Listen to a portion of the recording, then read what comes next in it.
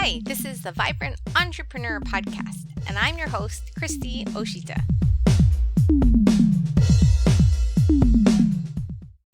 Hi everyone, I'm Christy with the Vibrant Entrepreneur Podcast, and I have an interesting setup. This is my first time doing a video this way, so I'm recording a podcast, that's why I have this on, and I'm also going to share and be able to point a little bit, but also allow the podcast listeners to still follow along.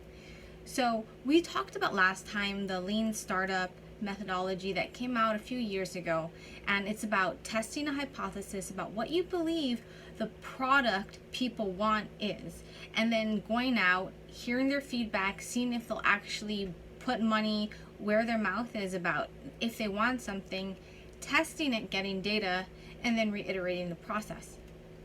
One of the big issues with the lean startup that I encountered, because I tried to actually use this system years ago, about a year before I started Alana Life and Fitness, and I realized that it was a slow process. I was doing it by myself. It took a while. I faced a lot of rejection. So what does this all add up to? It adds up to depression. I was on the floor. Let's just put it this way. I literally on, like I couldn't be any closer to the floor, and I would call like the T-Mobile person to get something fixed, not for the fun of it, but they'd be like, "Hello, T-Mobile," and I'm like, "Hi, I'm Christy. So nice to meet you. You were so nice. Did anyone tell you how nice you are?" It was a low point for me, and the thing is my goal is to make you an entrepreneur. The fact is, we need more entrepreneurs in the world, because entrepreneurs are leaders, they're risk takers, they're people who are going to go above and beyond to make this world and this economy better. So my point is that it sucks shit to be lonely, and it sucks to not feel energetic. So I want to share with you a really important formula that I came up with that kind of explains, in my opinion, how ultimately we all want to be energetic, and that's not a bad thing. We all want to feel energy, and how everything goes back to wanting to feel energetic, to the point that we can feel more compassion for ourselves for wanting to be around other people, for wanting to be famous, who wants to be validated and have their opinion respected and to prove themselves. All of those things may be not a healthy desire in an effort to feel energy and to feel love, but understandable and something to work with. It gives you something to work with. It gives you the why of why you do things. And that's important, because as entrepreneurs and growing entrepreneurs, and I have a friend here, just in case you guys seen, I went out and got friends after that T-Mobile conversation, solved all my problems. Rejection, who doesn't love you more than a dog? All right, this isn't just my friend, he's just visiting today. Okay, so just if the camera moves, it's my friend on the desk. Okay, so the point is that being an entrepreneur, going through the lean process, like a lean startup type of process, which is what we are doing as entrepreneurs in some way of developing products, and even if we're surrounded by staff, but somehow have to be in a more isolated situation so we can focus and think, it can be very lonely, draining, and we can lose our energy. And that's the worst thing, because we may not reach it to the end before we give up. So that's why it's important for us to implement some aspects of this formula that has helped me, and I'm still learning. So everything I teach is stuff I've learned, but it doesn't mean it's stuff I've mastered. Let me tell you, I still fall on the floor, and I still am delighted when I talk to a really nice customer service person. So I call it the Oshita Energy Formula, and we're gonna start off with the most important thing, which is attention. I can't express enough how when go back, not what I want to be on. So I can't express enough how the most important thing that we want is attention. Attention is what moves mountains. It's what changes our lives. It's what gives us energy, and I'll share how it really is a root of everything. how I came across this formula is from years of dealing with depression, feeling isolated, maybe you could call it low self-confidence, anxiety. So there's a lot of shit that happened and that other people have experienced. I'm not the only one. And it started at a very young age. I just didn't feel good. But at the same time, I had this strong amount of energy and motivation to create and become an entrepreneur. But I struggled with this, that I wondered what the purpose of life was. So after growing up with this, maybe from elementary school, of feeling sad and scared, intermediate school into high school, not having a ton of friends, maybe a theme, and then going into college, I started to realize that there was no hope. And maybe that's a very Zen thing to say, but it turned out I ended up finding like a Zen meditation practice that helped me so much to find that there was an inner peace inside of all of us. No matter what you've been dealing with, there is that inner peace that can guide us, that will help us see the truth and help us know that no matter what, in this very moment, we are okay. In this very moment, everything is okay. But it also taught me that the thoughts that we have are not us. So when I'm lying on the floor, just miserable, like crying, the thoughts I'm having doesn't mean that's true. I mean, it's a mood, it's going through me. There might be some truth to a few things, but the whole idea of what's going through my head is not necessarily true. And in a way, they're not even mine, which is what's crazy. So how does this bring back to attention? So the biggest thing is that what I learned is besides the fact that our thoughts may not be us, in addition, we don't have to be upset with ourselves that we have those thoughts.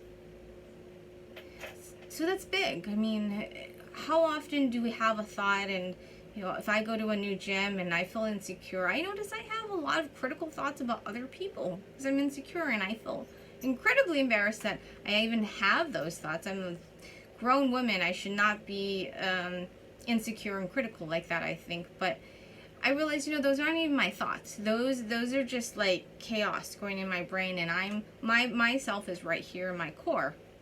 So what I learned from that is, how can I turn away from the thoughts that I know are not me, that I don't believe in, and I don't go along with those thoughts?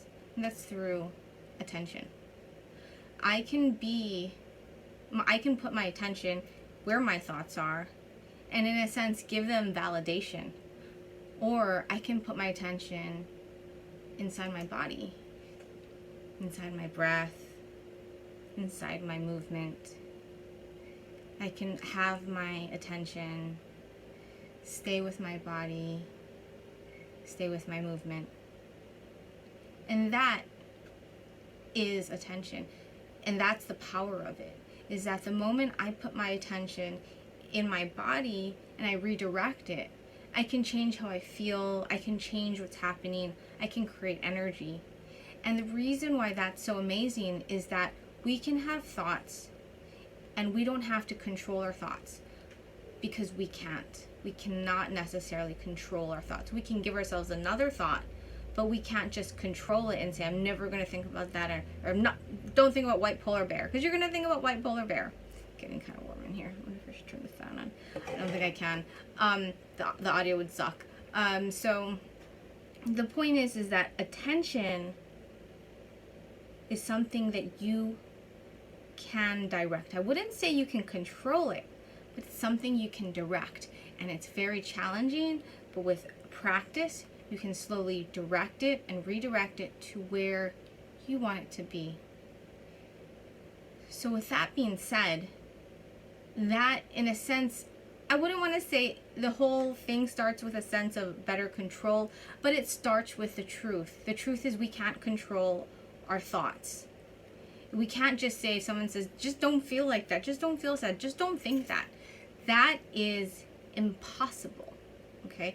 But what you can do is you can put your attention to redirecting your thoughts to something different, following your breath, focusing on another project, consciously putting an effort to think about a different thought, but you may not be able to control your whole thought process or your stream of thoughts.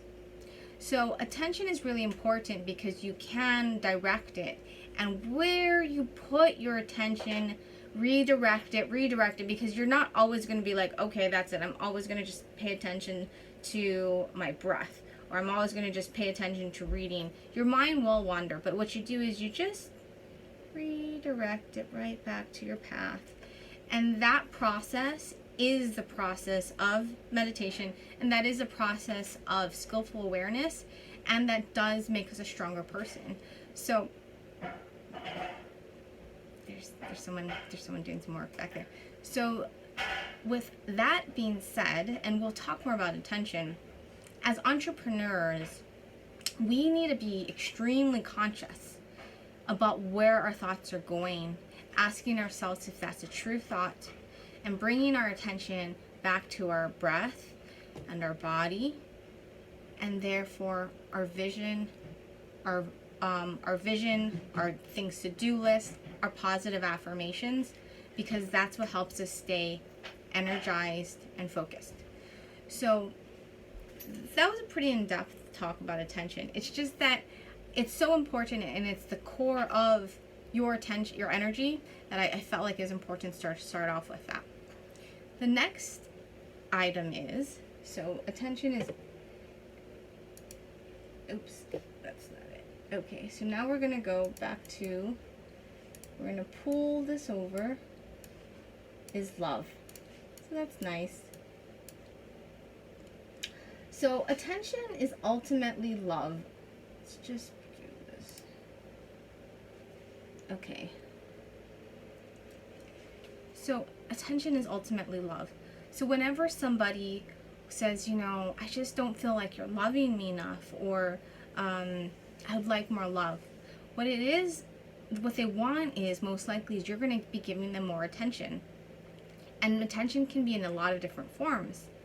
I remember there's a book called The 5 Languages of Love.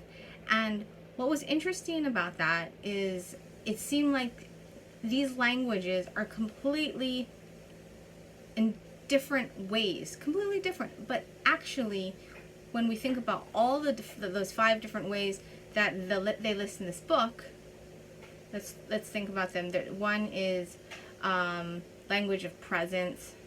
One is one-on-one attention, time together. I say attention because one is positive compliments. Another is physical touch, and I don't remember the other one. But if you look at it, the theme in all of them is that you've given that person time and space in your attention, in your brain. Whether you had to think of that person to buy them the present. If you're physically touching them, then you're definitely attentive to them. And if you're talking to them, you're attentive. If you're spending time together, you're attentive. So everything anything where it relates to being a sense of love, it's because you gave them your attention. And the reason why that's important is because then we can think about the depth of attention, and therefore the depth that love is felt. So if we feel like we're with someone and they're there and they see us, we're having dinner with them, but we just don't really feel loved, then what's happening? They're there. Well, let's start off with attention. Are they giving us 100% of their attention? Or are they looking at their phone? Then their attention is not 100% there, and that's important.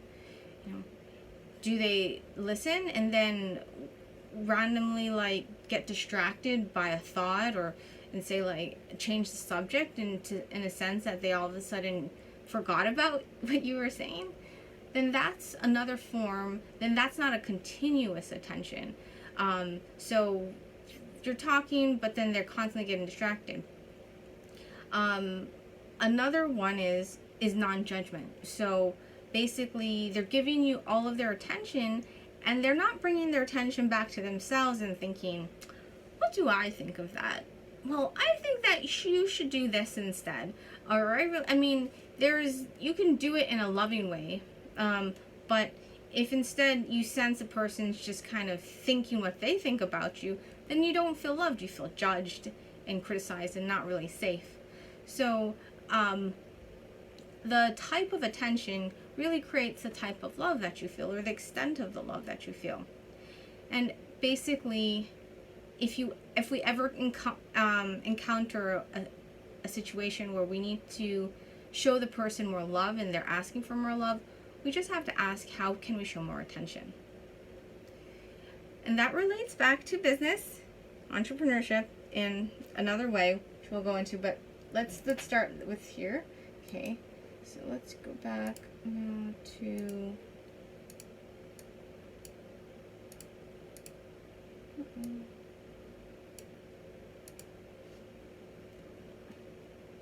energy. Okay, so energy is what you get when you put attention and love together. It creates energy. In fact, attention creates energy in itself because attention is love. So love creates energy.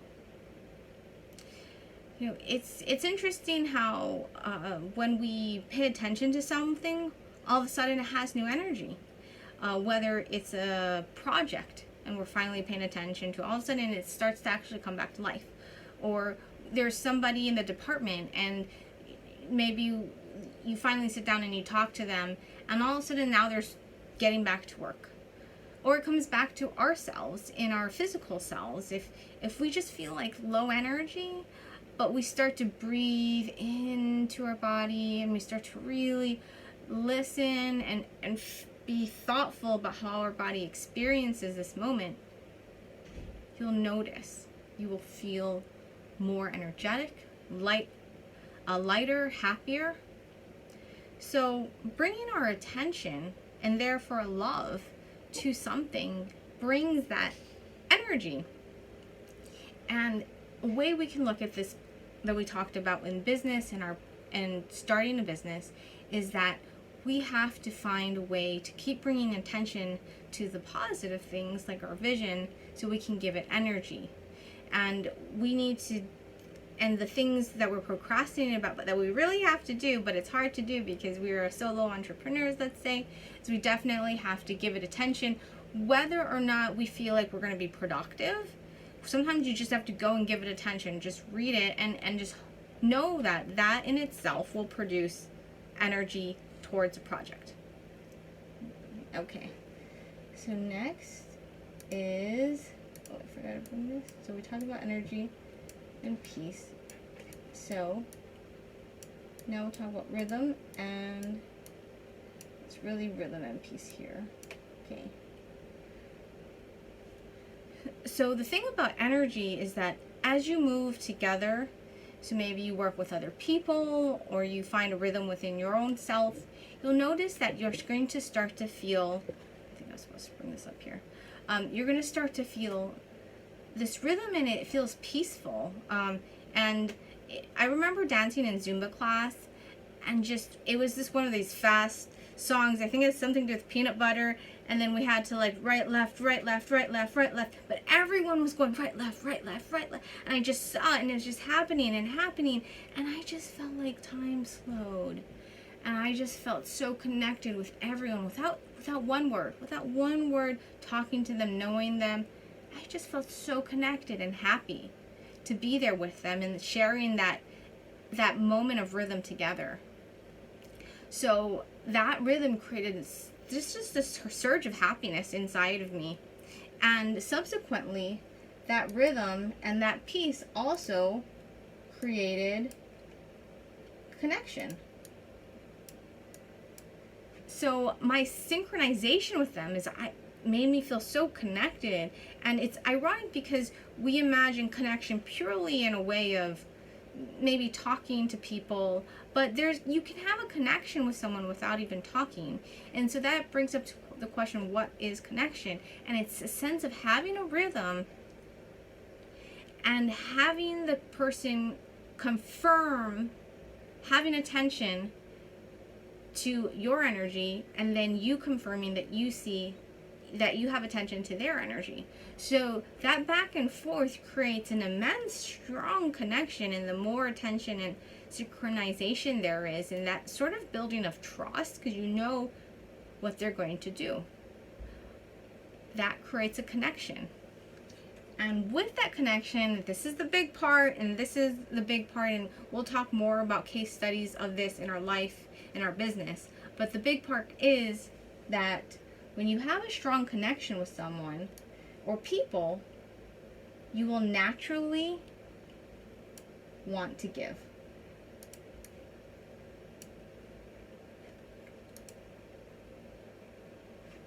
So you'll naturally want to give. And giving it's just so powerful, but I think giving is scary. I don't think we could ever, part of us could never feel the immense energy that surges through our body when we just feel like we're giving. We're not holding anything back, and our energy is flowing to somebody else in a positive way. And I think the question is how can so many negative things happen in the world? If this is true, if everyone really wants to feel energy, and these things create the most amount of energy, and I think it's because people don't know about these sequences, that they ultimately want energy, and that they can actually feel more positive happiness by creating that energy through a connection and giving. Lots of times instead, I think we want a lot of this, but with it comes a lot of vulnerability, because when you give attention to something, anything, whether it's your vision or relationships, you're giving yourself. Your attention is you, and there's so much vulnerability, and that's what you haven't, that's everything you have. And I won't say everything, but imagine if you, from the very beginning, if you give your attention, you're being slightly vulnerable. And as you give more and more of your attention, as you go through these patterns of energy and you get connected, you're more and more and more giving of all your attention, you're more and more vulnerable. And it's a vulnerable way. It's a vulnerable way to feel energy, but it's the most powerful way. I think that a lot of the I won't say the bad people, okay? But the people who have been very misguided have found that they can feel connection, but with a sense of somewhat giving, but in a very halfway, so that it's not everything, so that they don't feel like they're really vulnerable. And so they feel like they're able to do all of this without being, screwed over. In fact, they have the upper hand and they have the power. So, but truly going all the way and feeling that immense power and energy of giving without expectation back is very vulnerable. So I think that's why. But I think if we kind of do a lot of introspection and we ask ourselves what we really want, I think we would end up coming back to really wanting to feel energy and wanting to be impactful in the world in this way versus the bad person way, which is to kind of gain power and money and wealth only without any vulnerability, and without that strong connection. Because if we feel that strong connection, and I think we can all agree for the most part, is that when we feel that really, really, really strong connection of happiness, all we really want to do is give. It gives us joy to give openly and freely, and it's wonderful. I mean, that is one of the reasons why I want to be a very successful entrepreneur, is so that I can connect. And when I'm like vibing with the people, and I meet someone and I'm like, oh my god, I want you to do this, I want to be able to give. I want to be someone who can give. So I want to, besides having resources in my head, you know, whether it's connections or financial resources, I want to give to the world.